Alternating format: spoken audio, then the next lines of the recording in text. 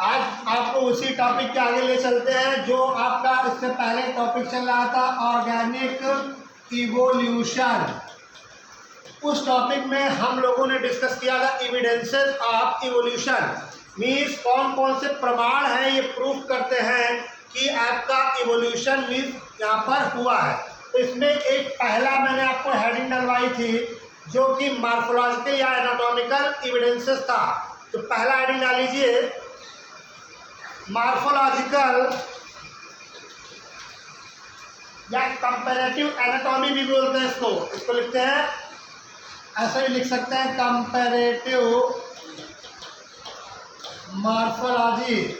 Morphology का मतलब बता देना, मॉर्फोलॉजी का अर्थ होता है उसके बाह्य लक्षण के आधार पर। किसकी बात कर रहा है वो? बाह्य लक्षण और एनाटॉमी के आधार पर। एनाटॉमी का मतलब आंतरिक, ये दोनों विज्ञान बायोलॉजी की शाखाएं हैं, एनाटॉमी और मॉर्फोलॉजी। तो कंपैरेटिव मॉर्फोलॉजिकल या एनाटॉमिकल आंतरिक लक्षणों के आधार पर ऑर्गेनिक इवोल्यूशन को प्रूफ करना है। तो ऐसे समझ लीजिए, ये बताना ये चल, हमने उस दिन पिछली क्लास में ये डिस्कस किया था कि आपको बताया होगा कि मैंने छोटे छोटे एम्ब्रियोलॉजिकल वाली की बात करी थी ना, कि छोटे छोटे एम्ब्रियो जो होते हैं वो आगे चल के डेवलप कर जाते हैं, अपना रूप बदल लेते हैं।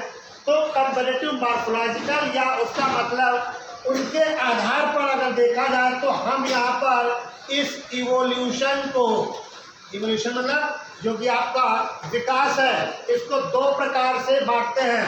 पहला बोलते हैं इसको होमोलॉगी, या इसी के जो अंग से रिलेटेड होते हैं होमोलॉगस ऑर्गन। ये टॉपिक पढ़ाना है, इसको लिख सकते हैं समजात। क्या लिखेंगे? समजातता या समजात अंग, हिंदी में लिख लीजिए समजातता या समजात अंग। अब देखिए यहाँ पर ये टॉपिक समझ लीजिए, आज इस चैप्टर का सबसे कोर टॉपिक है। एविडेंसेस अगर एग्जाम में आपके बोर्ड एग्जाम में भी आते हैं या नीट में भी पूछता है यहाँ से क्वेश्चन घुमा के, तो ये एविडेंस जो मैंने बताया ये, और एक एविडेंस बताऊंगा पैलियोंटोलॉजी वाला, उनमें संयोजक कड़ी वाला, अभी मैं बताऊंगा संयोजक कड़ी, तो उसके बाद डिस्कस करेंगे। आपके एग्जाम में तो जगह सीधे बैठे, इधर ही ध्यान दो, हाँ अभी पूछूंगा।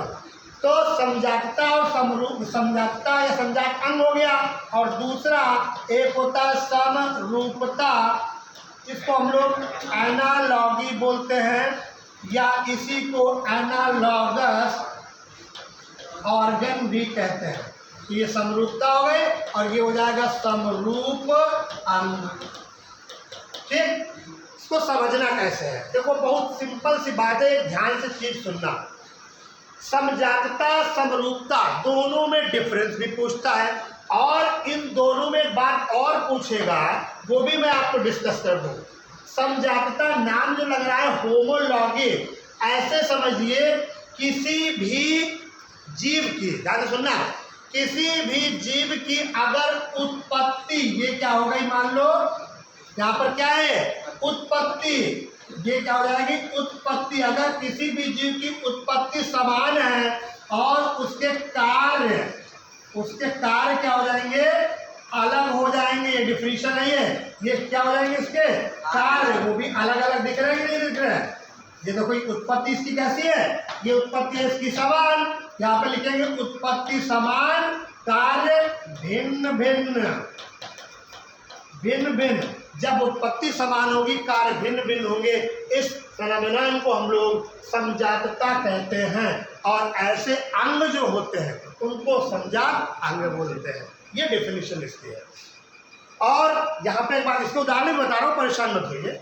इसके उत्पत्ति समान मतलब इसको हम लोग बोलते हैं, ऐसे इंग्लिश में भी कह सकते हैं ओरिजिन सेम और फंक्शन डिफरेंट।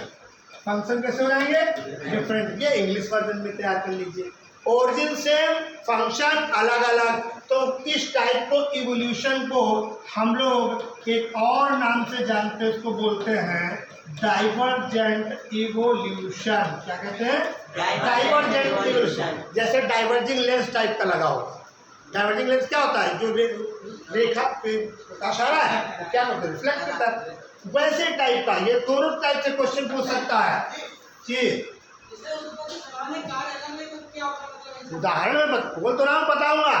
उत्पत्ति समान के लिए आप ऐसे समझ लीजिए, सपोज कर लीजिए आपको लग रहा होगा कि यहाँ पर मनुष्य के ही, चलो हाथ पैर की बात कर लो, एक उदाहरण सिंपल सा ले लेता हूँ। हम लोग इसको वैज्ञानिक भाषा में हाथ को बोलते हैं फॉरलिम्स, और पैर वाले जो पैर को बोलते हैं उनको हाइंड लिम्स बोलते हैं। क्या कहते हैं? फॉरलिम्स और हाइंड लिम्स। अपने हाथ हो गए सपोज कर लीजिए। दूसरा उदाहरण, हम लोग किस क्लास में आते हैं बताइए जरा? हम लोग मैमल्स में आते हैं। किसमें आते हैं? मैमल्स में। क्या ये बताइए, उदाहरण के तौर पर अगर हम बात करें, हम लोग सभी मैमल्स हैं कि नहीं है? मैमल्स में जो मैमल्स को हम लोग हिंदी में क्या बोलते हैं? स्तनधारी जंतु। अब इसमें हम लोग यहाँ पे मान लो मनुष्य का ले लीजिए, आप कुत्ता को भी ले लीजिए, या ब्लू व्हेल को ले लीजिए, या चमगादड़ को ले लीजिए। अब बताइए सबकी ओरिजिन कैसी है? मैमल्स में रखे गए ओरिजिन सेम। मनुष्य के आगे के हाथ जो है वो पकड़ने के लिए, पीटने के लिए, मारने के लिए, खाने के लिए, ये सब काम में आता है। यहाँ पे कुत्ता वो चलने के काम में अगर अगले वाले हाथ यूज कर रहा है, वेल आपकी तैरने फ्लिपर्स फॉर्म में यूज कर रहा है, चमगादड़ उसको उड़ाने में यूज कर रहा है। कार्य सबके कैसे हुए? भिन्न। ओरिजिन कैसी हुई? सेम। बस यही समझाना है। लिख लो फटाफट, उदाहरण डाल दो इसको, जल्दी नोट करो, आगे उदाहरण और बताता हूँ। ये तो एक उदाहरण सिंपल सा बताया है, उदाहरण और भी लिख सकते हैं।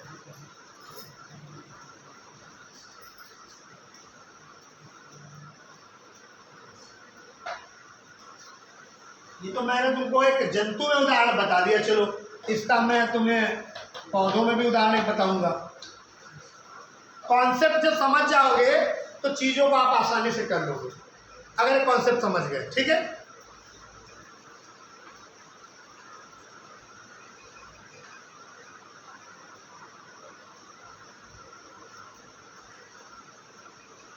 ये समझ में आ गया? आगे बढ़े। आगे इसके उदाहरण और डाल लीजिए। उदाहरण दीजिए पादपों में, उदाहरण कौन कौन से हैं?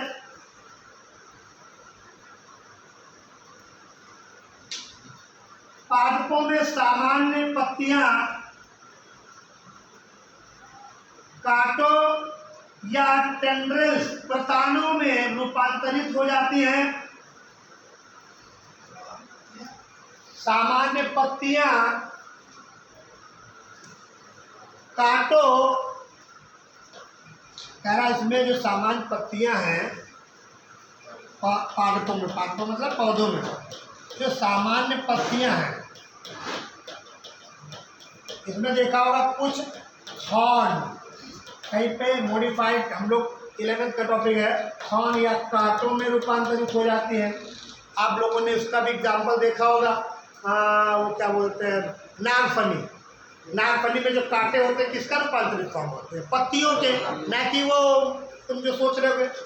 अब थॉर्न की बात करें तो उसमें कहीं स्टेम मॉडिफाइड हो जाता है। अब यहाँ पर सामान्य पत्तियां ये एक ले लीजिए, दूसरी आप बोगनविलिया ले लीजिए। बोगनविलिया सुना है ना? नहीं सुना? तुम दिखाया देता है यहाँ पे डायग्राम। बोगनविलिया की वहाँ पे स्टेम मॉडिफाइड होकर कांटों बन जाए। तो यहाँ पे अगर किसी प्लांट की मैं पत्तियों की बात करूँ तो इनकी ओरिजिन है तो वो प्लांट ना। अगर लीव्स, ओरिजिन इसकी बात करी जाए लीव्स की है मान लो, और लीव्स की फंक्शन ये सबके अलग। यहाँ पे कोई कांटे बना रही है, कोई तुम्हारा टेंड्रिल्स बना रही। टेंड्रिल्स मतलब बोलते हैं इसको प्रतान। क्या कहते हैं? प्रतान। प्रतान का अर्थ होता है, देखा होगा कुकुरबिटा मैक्सिमा, कद्दू वगैरह जो होता है, या मैं उसको देखा होगा क्या बोलते हैं, ग्रेप्स, अंगूर, उनमें देखा होगा उसकी जो ऊपर स्टेम की जाके ऐसे ऐसे करके निकली रहते हैं, होता है ना, इनको हम लोग क्या बोलते हैं? प्रतान। अब यहाँ पर देखो वो काम कांटों का कर रही है, वहाँ पे काम वो अपने आप को सहारा प्रदान देने के लिए कर रही है। तो ओरिजिन कैसी सबकी हुई? पत्ती, और काम उसके क्या हुए? एक सहारा प्रदान करना, एक कांटों से अपनी आप को रक्षा प्रदान करना। ये कार्य अलग अलग हो गए ना। तो ये भी किसका एग्जाम्पल जाएगा? होमोलॉगी में। ध्यान रखना, नोट करो। बहुत से प्लांट्स हैं।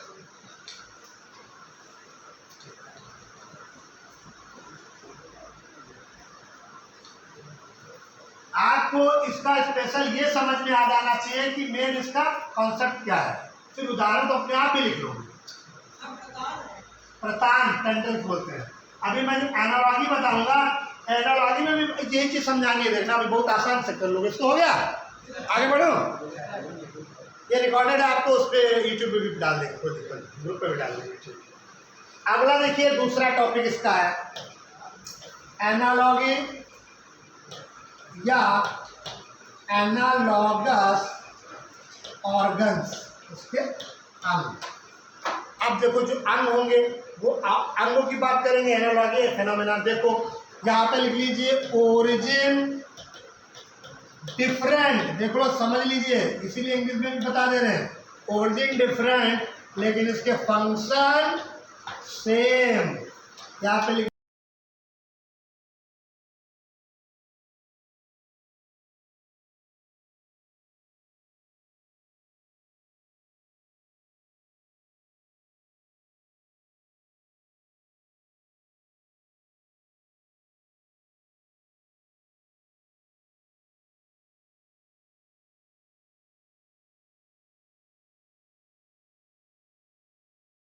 एनालॉगस, और इसको बोलेंगे हम लोग, वो वाला डाइवर्जेंट था, इसको बोलेंगे कन्वर्जेंट टाइप ऑफ इवोल्यूशन। कैसे, देखिए मैं कह रहा हूं ओरिजिन कैसी है सबकी, डिफरेंट। देखना ये एक ओरिजिन है, मान लो ये दूसरी ओरिजिन है, मान लीजिए ये तीसरी ओरिजिन है, ये चौथी ओरिजिन है, और ये फंक्शन यहाँ पे कैसे हो जाएंगे, फंक्शन सेम हो जाएंगे। ओरिजिन एक ओरिजिन ये है, ओरिजिन 1 2 3 4। अब उदाहरण लिख लीजिए, कन्वर्जेंट टाइप का दिख रहा है कि नहीं दिख रहा, वो डाइवर्जेंट था फैल जा रहा था, कन्वर्जेंट से आगे आके मिल जा रहा है। तो इसमें हम लोग बात करें, इसके उदाहरण नोट कर लीजिए, दिमाग से सोचो, कुछ उदाहरण अपने आप लाओ। जी सर, जैसे कि चमगादड़ के पंख उड़ने के लिए होते हैं। बिल्कुल सही। सर, और जो तितली के पंख वो भी उड़ने के लिए है, लेकिन सर उनकी दोनों उत्पत्ति अलग अलग। चमगादड़ की क्या है, हम एवरेज बर्ड्स को भी तो मान सकते हैं, चिड़ियों को भी तो होते हैं, चिड़ियों के पंख उड़ने के काम आते हैं। चमगादड़ के पंख तो फॉरन से तुम्हारे, वो तो अलग थे, वो मैमेलिया था, वो कहाँ एवरेज है। सिंपल से दो उदाहरण लिख सकते हैं, लिख लीजिए। चमगादड़ के पंख, चमगादड़ के पंख व चिड़ियों के पंख उड़ने के लिए,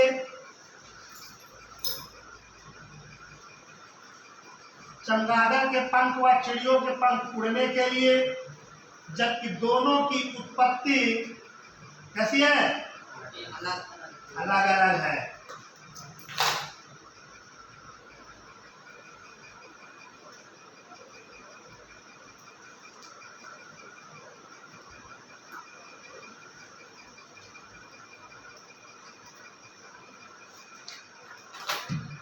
ठीक है, दो ही उदाहरण बताया हूं, एक दूसरा उदाहरण पादप का भी समझ लीजिए।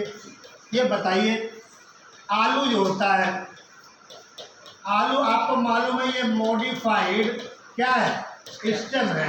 आलू क्या प्रदान करता है, भोजन, स्टार्च फॉर्म में मिलता नहीं मिलता। और यहाँ पर मैं, आलू रहता कहाँ पर है, जमीन में। यहाँ पर दूसरी बात करूँ शकरकंद की, मान लीजिए ये भी क्या प्रदान करती है, भोजन। ठीक है, अब ओरिजिन मैंने क्या कही थी, डिफरेंट, और फंक्शन सेम। अब ये तो देख रहे हो, ये मॉडिफाइड स्टेम, ये बना है कहाँ से, स्टेम से, ये कहाँ बना है, दोनों अलग अलग है ना, और इसके काम दोनों के क्या देना है इनको, भोजन देना। ये भी उदाहरण डाल सकते हो। बाकी अपने आप थिंक आउट, बहुत सारे सोच सकते हो, और भी सोच सकते हो। कॉन्सेप्ट तो क्लियर है, डाइवर्जेंट और कन्वर्जेंट इवोल्यूशन। इसके बेस पे आप उदाहरण कुछ भी वहां लिखाइए, ये जरूरी नहीं, लेकिन कॉन्सेप्ट सही लिखना। आएगा क्वेश्चन जरूर बोर्ड में, जान लीजिए आप। हाँ, स्टेम तना होता है।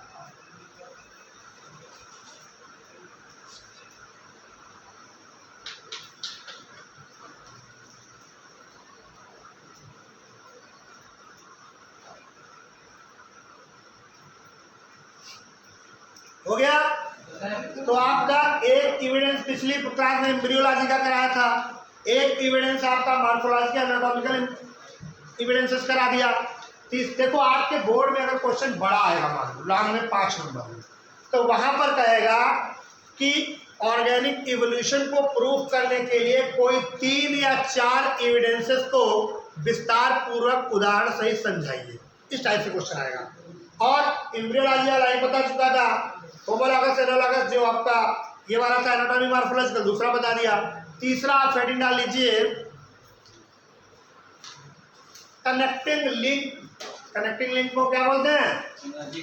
या संयोजित कड़ियों से प्रमाण। और एक और आपको पढ़ाऊंगा अवशेषी अंग वाला, 4 बताऊंगा, सफिशिएंट है। ये जीवाश्म वाला नहीं ना? हाँ, संयोजित कड़ी वाला जीवाश्म में हो जाएगा। बहुत सारे जीवाश्म में भी, जीवाश्म वाला अलग था वैसे बताया था जीवाश्म वाला ना। चलो अगला तुम्हारा है संयोजित कड़ी से प्रमाण। ऐसे ही हेडिंग डालनी है आपको। संयोजित कड़ी को आप लिख देंगे connecting link, evidences from connecting link. एक बात अच्छा बताओ, आपने जीव विज्ञान बायोलॉजी में डिफरेंट टाइप की बहुत सारी चीज़ें आपने पढ़ी। अगर देखा जाए तो हम लोग 11th में, अब नहीं पढ़ा वो बात अलग है, बायोलॉजिकल क्लासिफिकेशन में आपको बहुत सारा चैप्टर टॉपिक पढ़ाया गया। जैसे इसमें वायरस अलग है, आप लोगों ने वहाँ पे प्रोटिस्टा अलग पढ़ा है, फंजाई अलग पढ़ा है, प्लांटी अलग पढ़ा है, एनिमलिया अलग पढ़ा। अगर पूरे सबको अरेंज किया जाए, भाई हमको इवोल्यूशन प्रूफ करना है। इवोल्यूशन मतलब विकास।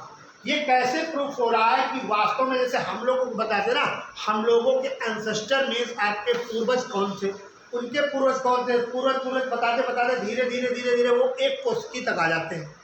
ये समझाना चाह रहा है चैप्टर कि वास्तव में ओरिजिनेशन ऑफ लाइफ या ओरिजिनेशन ऑफ इंडिविजुअल्स जो लिविंग बींग्स हैं उनकी हुई कहाँ से। तो जब कनेक्टिंग लिंक की बात आती है तो आपको यहाँ पे एग्जाम्पल ही सारे लिखने हैं। कनेक्टिंग लिंक का मतलब आप ये बताओ, किसी के अंदर अगर एक लक्षण पाया जा रहा है, मान लो रिप्रोडक्शन का, दूसरे के अंदर रिप्रोडक्शन का लक्षण नहीं पाया जा रहा और दोनों ऑर्गेनिज्म का ही एक रूप हो, ऐसे समझ सकते ना, वो भी पाया जा रहा है तो वो भी पाया। जैसे आपको बेस्ट एग्जांपल समझाने के लिए 11th में एक यूग्लिना पढ़ाया जाता है, आपने सुना होगा यूग्लिना। इससे पहले हम लोगों को जीवित और अजैवित, जो जीवित या अजीवित के भी, अब ये भी तो प्रूफ करना है कि वास्तव में जीवित पहले हुआ कि अजैवित, ये हम लोग इस चैप्टर में डिस्कस कर रहे हैं ना। तो हम लोग यहाँ पे बात करेंगे नॉन लिविंग और लिविंग। नॉन लिविंग और लिविंग के बीच में जो कनेक्टिंग लिंक की बात करते हैं वो हम लोग पढ़ते हैं किसको? वायरस को। आपको मालूम ये छोटा एक कॉम्पिटिटिव एग्जाम में भी क्वेश्चन पूछा जाता है, विषाणु, क्या कहते हैं इसको? नोट कर लो उसको। विषाणु को यहाँ पे जीवित या अजीवित व जीवित के बीच की कनेक्टिंग लिंक माना जाता है। इससे भी तो प्रूफ हुआ कि हमारे लोगों की ओरिजिनेशन कहाँ से हुई? अजीवित से। दूसरा आता है एक यूग्या, दूसरा आता है तुम्हारा यूग्लिना का एग्जाम्पल। यूग्लिना को जानते हैं आप लोग, इसके अंदर पादप लक्षण भी मौजूद है और जंतु लक्षण भी मौजूद है। पादप लक्षण में ये प्रकाश संश्लेषण दिन में कर लेगा, मालूम है, दिन में प्रकाश संश्लेषण कर लेगा और रात में या और अदर एनिमल्स को यहाँ पे होलोजोइक टाइप का न्यूट्रिशन भी कर लेगा। ये सब एलिमेंट्स में है। होलोजोइक कंप्लीट न्यूट्रिशन मतलब अदर एनिमल को इंगल्फ भी कर सकता है। होलोजोइक न्यूट्रिशन इसका मतलब होता है कंप्लीट अदर ऑर्गेनिज्म को इंगल्फ कर जाना, सीधे उसको अंदर अपने समाई करके खा जाना। वो भी अभी आएगा, पहले रखो, पहले छोटे छोटे चल रहे हैं। एक नंबर के क्वेश्चन इससे तो असंख्य बनेंगे, ऐसा समझ लीजिए। पहला क्वेश्चन पूछेगा जीवित और अजीवित के बीच कनेक्टिंग लिंक कौन है? वायरस। दूसरा बनेगा पादप और जंतुओं के बीच कनेक्टिंग लिंक कौन है? यूग्लिना। तीसरा आ जाइए होलोजोइक न्यूट्रिशन।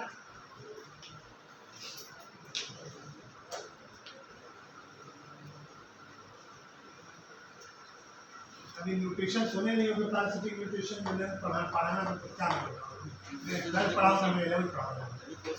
हाँ, न्यूट्रिशन पोषण को कहते हैं, जंतुओं के प्रकार का पोषण। हम लोगों का पोषण कैसा होता है, किसी दूसरे पर डिपेंड रहते हैं ना, किसने आप रहते हैं, ये दोनों काम कर लेता है। और क्या, स्वपोषी परपोषी दोनों काम करता है।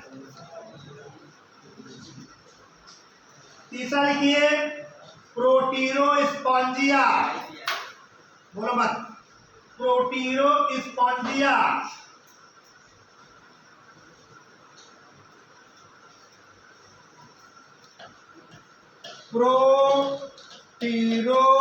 प्रोटीरोस्पॉन्जिया, ये लिख लीजिए, प्रोटोजोआ और कोरीफेरा। इनका नाम सुना है क्लास 11 में? नाम सुना होगा ना? हाँ, प्रोटोजोआ और कोरीफेरा के बीच में कनेक्टिंग लिंक है। अब क्यों डायरेक्ट नाम लिखो, ये सब एक एक नंबर के क्वेश्चन है, ध्यान रखना।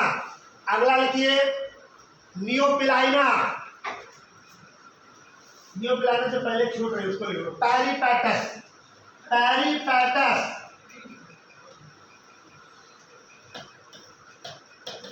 पैरीपैटस ये लिख लीजिए। ये एनिलिडा और आर्थ्रोपोडा, एनिलिडा और आर्थ्रोपोडा के बीच में कनेक्टिंग लिंक है।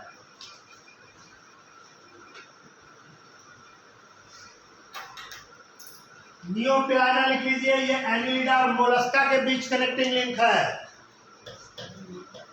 नियोपिलाइना, एनिलिडा और मोलस्का। मोलस्का का कोई एनिमल जानते हो? मछली। अच्छा, सोचो जरा, ये हालत है तो भाई जो मोलस्का कहा कि एनिलिडा का मेंबर है, हिरुडिनेरिया बोलते हैं। मोलस्का में सीपिया आती है, सीप। किसमें रहता है? पाइलाक्लोमेटसा, घोंगा। ऑक्टोपस बाबा भी यही रखे हैं, इसमें कि कैनोडर बेटा है, बहुत सारे। पूरा जब तुमने 11 का पूरा सफा चट कर लिया तो बेटा सीधे नाम लिख लो।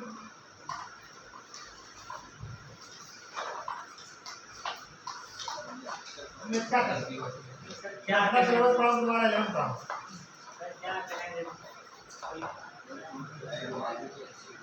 ठीक है, अगला आइटम लीजिए बैरानोग्लासस। ये बड़ा इंपॉर्टेंट है भाई, बैरानोग्लासस। ये वर्टिब्रेट और इनवर्टिब्रेट की कनेक्टिंग लिंक है, बहुत क्वेश्चन पूछा जाता है नीट में। बैरानोग्लासस ना लिख पाओ तो फिर लिख देना, बैरानोग्लासस। ये कनेक्टिंग लिंक किसके बीच बीच में है?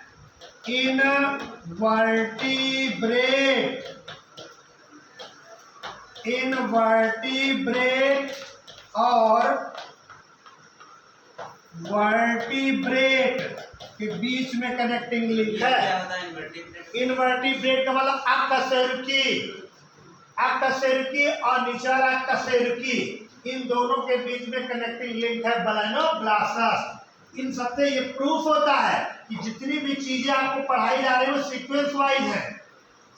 मुझे तो अलग अलग गई है, लेकिन धीरे धीरे उनको कनेक्ट किया गया, लगाया गया दिमाग से, तो इससे प्रूफ होता है कि हमारे लोगों को रिलेशन वही से हुई जो पढ़ाया जा रहा है। समझ गया ना? ठीक है। एक मिसिंग लिंक भी बोलते हैं, जिसको हम लोग बोलते हैं आर्कियोप्टेरिक्स, पूछी जाती है बहुत बार।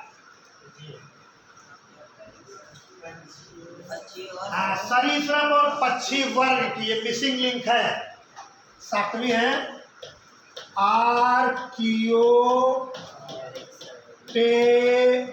ये पाधा है टेरिक्स।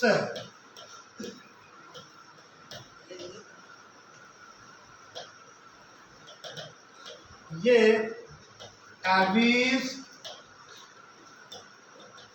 और रेप्टाइल्स। रेप्टाइल्स मतलब सरीसृप, रेंगने वाले।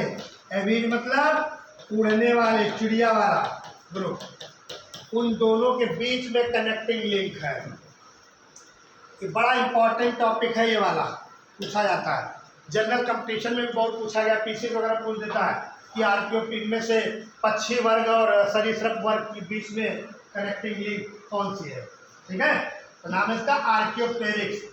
ये देखने में तो बड़ा आसान लग रहा है, उनको याद करने पड़ेंगे, पढ़ने पड़ेंगे, हवाबाजी नहीं याद होंगे, ध्यान रखना।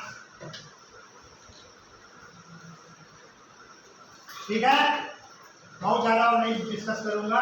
अगला आ रही है, एक और लिख लीजिए, मनुष्य के अवशेषी अंगों, मनुष्य के क्या, मनुष्य के लिख सकते हो, तीसरा हो चुका ना, चौथा लिखिए, अवशेषी अंगों से प्रमाण। अवशेषी अंगों से प्रमाण। जैसे अवशेषी अंग में हम लोगों को बोलते हैं, कभी कभी पूर्वज हमारे लोगों के कौन थे, बंदर कहते ना, तो बंदरों में पूंछ होती थी, होती थी क्या, मतलब है, हम लोगों को पूछ है नहीं, विलुप्त हो गई। अभी आगे थ्योरी पढ़ाएंगे लैमार्क और डार्विन की ना, तो उन थ्योरी को लागू करेगा ये। वहाँ पे बोला जा रहा है कि जो जंतु अपने अंग का उपयोग कर रहा है वो अगली जनरेशन में फॉलो होगा, जाएगा, और जो अंग उपयोग नहीं कर रहा है वो धीरे धीरे विलुप्त हो जाएगा। एक बात ये, इसके विरोध में भी बहुत से लोगों ने उदाहरण भी दिए, अभी मैं आगे सब डिस्कस करूंगा, डार्विन लैमार्क थ्योरी बताऊंगा, उनमें उदाहरण भी दिए गए कि अच्छा ये बताइए, अपने यहाँ पे प्रथा चली आ रही है अपने देश में नाक कान छेदने की महिलाओं की, तो क्या धीरे धीरे अगली जनरेशन में जो बच्चे पैदा होते हैं, लड़कियां लड़के, उनमें नाक के कान छेदे हुए पैदा हुए, नहीं ना। ये उनके अपवाद के फॉर्म में हम लोग डिस्कस करेंगे, कुछ हम फेवरेट के बाद उसके फेवर के फॉर्म में डिस्कस करेंगे। डार्विन भी यही बात कहते थे कि जो इन्वायरमेंट का जैसा सीन होगा, उनकी बातें वैसे लगभग सच लग रही है कि इन्वायरमेंट के जो जैसे इन्वायरमेंट में रहेगा वो वैसे वैसे ढल जाएगा। सही बात है, अपने यहाँ का कोई बच्चा पैदा हुआ और अपने इंडिया का, उसको जाके ऑस्ट्रेलिया में डाल दो, तो धीरे धीरे फिर तुम उससे 20 साल 25 साल बाद मिलो, तुमको पैसा मिलेगा, इन्वायरमेंट उसको उसी हिसाब से ढाल देगा, वो वैसे हो जाएगा बोरा चिट्टा टाइप, है ना। तो ये सब चीज़ें हमारे चैप्टर में अपने काम में भी है, अपनी डेली लाइफ में भी उपयोग करते हैं। अब जैसे बंदा मनुष्य की कंपैरिजन करी गई, सबसे ज़्यादा मैंने कहीं कंपटीशन में भी पढ़ा था, सबसे ज़्यादा डीएनए जो मैच करता है वो बंदर से करता है, सबसे ज़्यादा। इसीलिए हम लोगों को पूर्वज बोल लेते हैं बंदर को। बंदर में जो टेल वर्टिब्री होती है, पुच्छ कशेरुकाएं, क्या कहते हैं उनको, पुच्छ कशेरुकाएं जो टेल वर्टिब्री थी, वो हम लोगों में अभी भी मिलती है, मिलती तो है लेकिन पूछ नहीं मिल रही है। तो सीधे से यही सोचा गया होगा कि वही थ्योरी भी याद है सामने कि हम लोगों ने पूछ का उपयोग नहीं किया होगा, इसलिए चला गया होगा। है, अवशेषी अंगों से प्रमाण लिख लीजिए, मनुष्य में लगभग 100 अवशेषी अंग तक पाए जाते हैं, 100 लेकिन 5-6 लिखने होंगे वहाँ पे। ये 2 नंबर का क्वेश्चन अलग भी आता है, पूछता है अवशेषी अंग क्या होते हैं, उनके उदाहरण लिखिए। मनुष्य में लगभग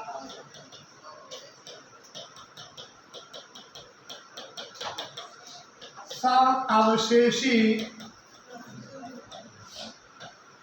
अंग पाए जाते हैं। मुझे लग रहा है मुझे बुखार आ रहा है।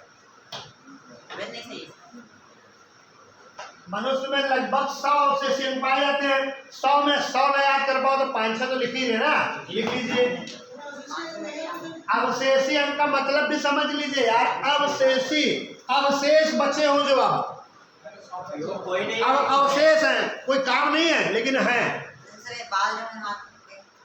लिखवाएंगे यहाँ पर बालों का भी, लेकिन कुछ साइंटिस्ट देखो यहाँ पे मत सबके अलग अलग हो जाते हैं।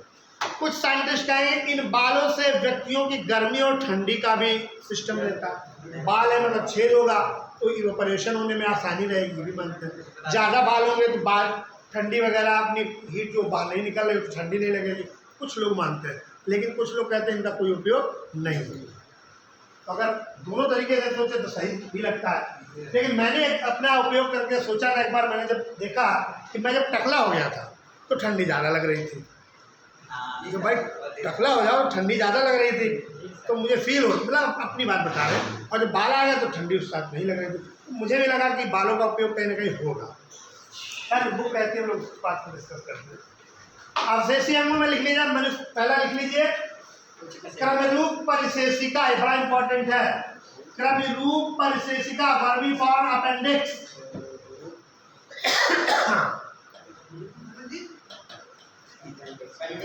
क्रमरूप परिशेषिका, कहीं गलत गलत लिख जाए ये माइंड न करना ज़्यादा, ठीक, हिंदी कभी कभी गड़बड़ हो सकती है। क्रमरूप परिशेषिका, इसको वर्मी फॉर्म अपेंडिक्स भी बोलते हैं। ये तो यार बहुत परेशान करती है हम लोगों को। देखा होगा कभी कभी अपेंडिक्स का ऑपरेशन कराते हैं, कहेंगे यार अपेंडिक्स का ऑपरेशन कराएगा, सुना नहीं, बहुत से लोग कराते हैं। ये मनुष्यों में, इसको ब्रैकेट में लिख लीजिए,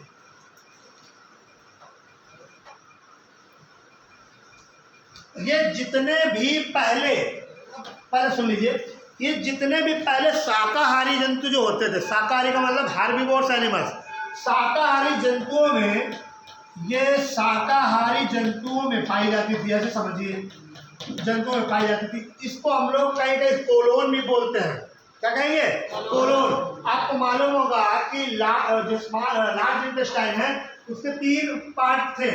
हम लोग इसमें डिस्कस करते हैं, पहला जैसे याद होगा लार्ज इंटेस्टाइन को याद होगा तुमको ना, ये 11th में है, लार्ज इंटेस्टाइन इसमें पढ़ते थे, सिक्कम, कोलोन और रेक्टम। क्या पढ़ते थे? सिक्कम एक पार्ट था, एक कोलोन था, एक रेक्टम था। जहाँ पे मल जमा रहता वो रेक्टम है, कोलोन में ई कोलाई बैक्टीरिया भी रहता है अपनी बॉडी में, क्वेश्चन ऐसा भी है। और सिक्कम पार्ट जो था, ये यहाँ पर एक एंजाइम पाया जाता हुआ करता था पहले, लेकिन अभी भी जो शाकाहारी जंतु होते हैं उनमें ये अभी भी पाया जाता है। सेलुलोज पचाते हैं उसको, हम लोग सेलुलोज को पचाने वाले एंजाइम ज़्यादातर है नहीं। तो ये माना जाता है कि हम लोगों के जो पूर्वज होंगे वो शाकाहारी होंगे पहले। तो सिक्कम में सेलुलोज एंजाइम मिलता है, यही काम है, वर्मीफॉर्म अपेंडिक्स बोलते हैं। अब आजकल क्या होता है, ये मौजूद तो अभी भी है, इसमें हो जाता है कभी कभी इन्फेक्शन, बैक्टीरिया।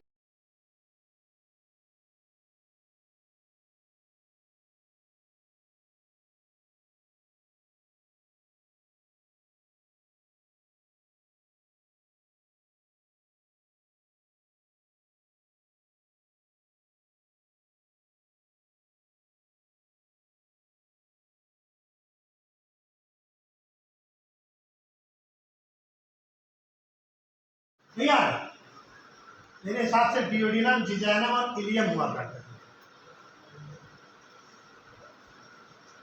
है, जो है ये भी 11th का ही है। ठीक, आगे देखिए, दूसरा लिख लीजिए,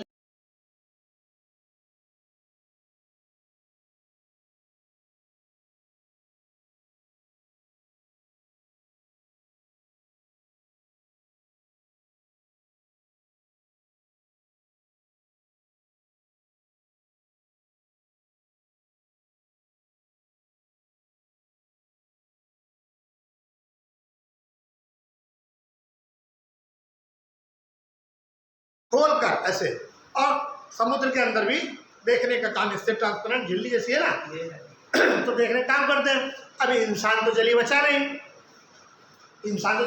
लेकिन वो अभी भी मिल रही है। तो इससे प्रूफ करता है कि हम लोगों की उत्पत्ति भी कहीं ना कहीं से पानी में हुई होगी, इसलिए मिलती है। रेक्टम जो पोर्शन होता है, स्टोरिंग ऑफ मल जिसको बोलते हैं, मल, निमेशक पटल।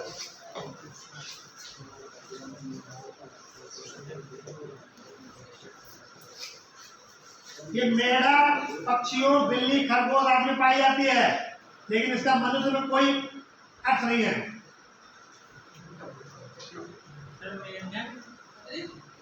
मेढक, पक्षियों, बिल्लियों में कभी कभी ये रिफ्लेक्टिंग ऑर्गन भी वर्क करता है। रिफ्लेक्टिंग मतलब रोशनी वाला देखो चमक जाती है इसके आसपास, हम लोगों में जैसे रोशनी बंद हो जाती है, तो इसका काम तो है नहीं, मिल रही है। खरगोश जानते हो, देखा है वैज्ञानिक नाम क्या है? हाँ, आर्कियोलॉगस पिंकुलस। ये नीट का फॉर्म कितने बच्चे भरेंगे?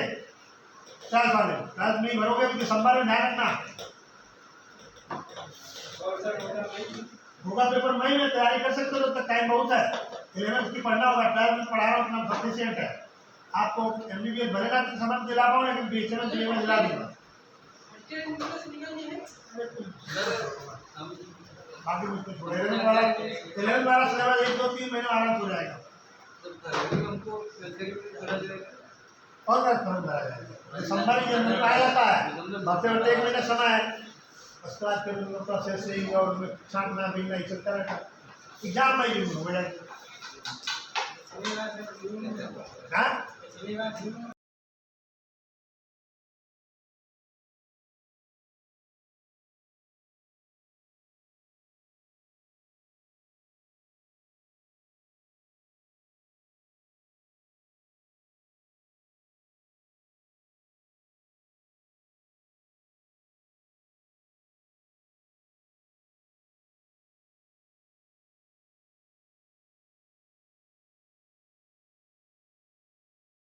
टेल वर्टिब्रे कुछ कशेरुकाएं इनको बोलते हैं। मनुष्य में कुछ कशेरुका अभी भी मिलती है, ज्यादा पूंछ निकलती है, लेकिन हम लोग पूंछ होती है नहीं। तो जो हम अपने शरीर में मिल रहा है सब कुछ काम नहीं है, क्या होता है? ऑब्सेसिव लिख लो, पूछेगा ऑब्सेसिव क्या होता है, फटाक से बता दो उदाहरण से।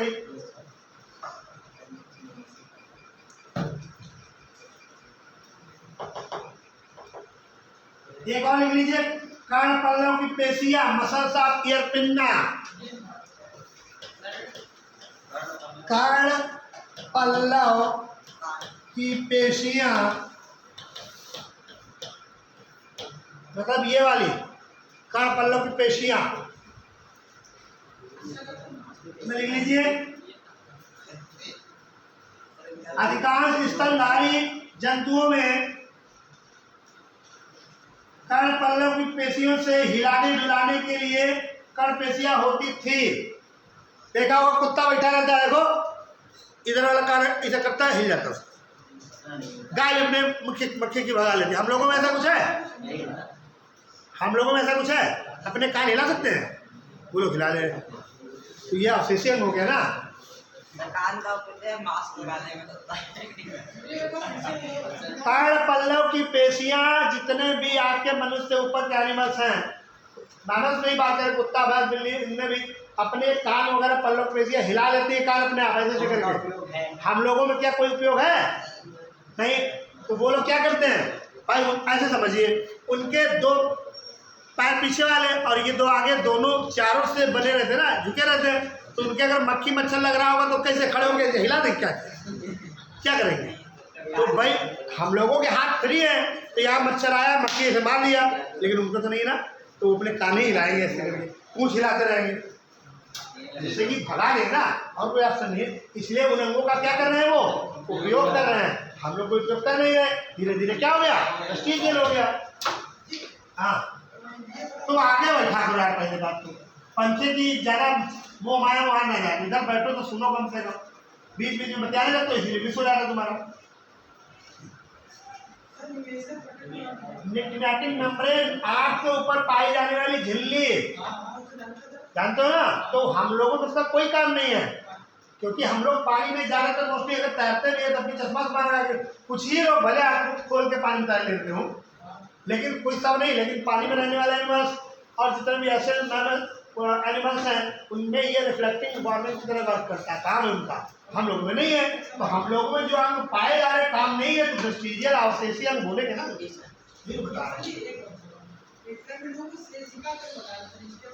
तुम पीछे जा रहे हो, आगे बढ़ा रहे हो, पीछे चलते जा रहे हो, तो क्या समझ रहे हो? वर्मिफॉर्म अपेंडिक्स बताया जाना, अपने शरीर में अपेंडिक्स एक ऐसा भाग होता है सिक्कम वाला, जहां पर तुम्हारे समझ लीजिए हम लोगों के लिए अब ऑब्सेसिव हो गया। क्यों?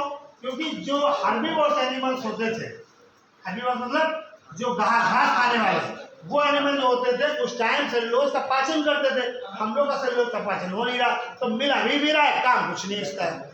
चले बस 5 मिनट छोड़ रहे आओ, बस 5 मिनट, बस 5 मिनट आ रहे हैं।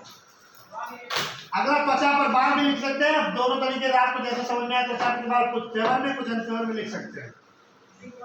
स्तनियों में शरीर पर त्वचा के घने बाल होते हैं, ताप नियंत्रण में सहायता करते हैं। ताप नियंत्रण, ताप का मतलब टेम्परेचर रेगुलेशन।